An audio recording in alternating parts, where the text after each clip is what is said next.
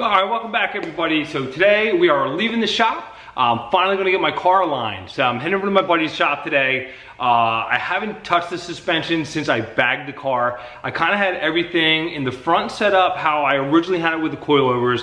I had it cambered in 2 degrees, same as the rear. When I designed that rear toe link, I noticed that the rear toe was like real all over the place, and I kind of just set it up the best I could, you know, what I had at the time, just to finish up the air ride project. I have been driving it around for a while, so I'm like, you know what, I should probably actually get this thing aligned first just to save the life of my tires, and the steering wheel's off a little bit too. So we're on our way now, and we're gonna go get this thing straightened out.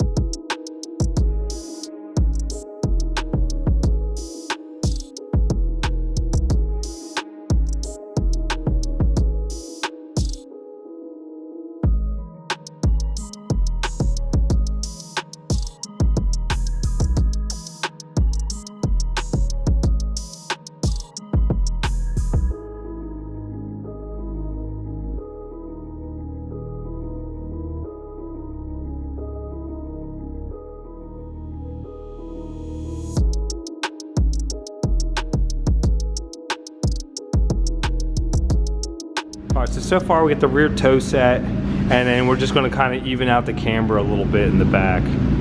All right, so here's a quick look at my alignment here. This is at ride height, running about 1 degree camber in the front. And the rear, I am running a little bit more camber in the rear just for the ability to tuck it up when I air it out. So that's why I'm running. I'd normally probably be around 2, but I'm running about 3.4. 3.3 in the rear, so that is pretty much it. So wasn't a lot to do, so everything was kind of in the ballpark except for the toe.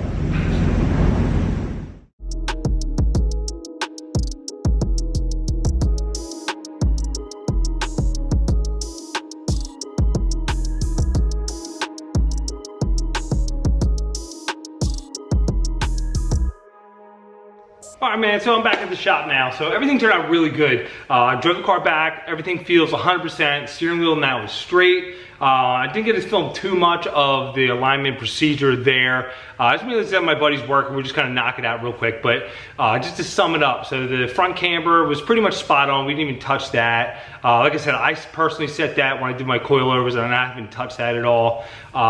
Front toe, set that obviously. The rear camber, the left side, we just kind of make that equal 3 degrees with the right side, and then we just set the rear toe in the back. Other than that, it was easy peasy, went by really fast. So now the car is 100%, and besides, we're gonna have a little bit of camber wear in the back because of the camber that I'm running on the tires in the back, but you know, what are you gonna do? A small price to pay to get the look that I wanted, and I don't drive the car that much anyway. It's not like it's my daily driver or anything. So if you enjoyed the video, press like, subscribe.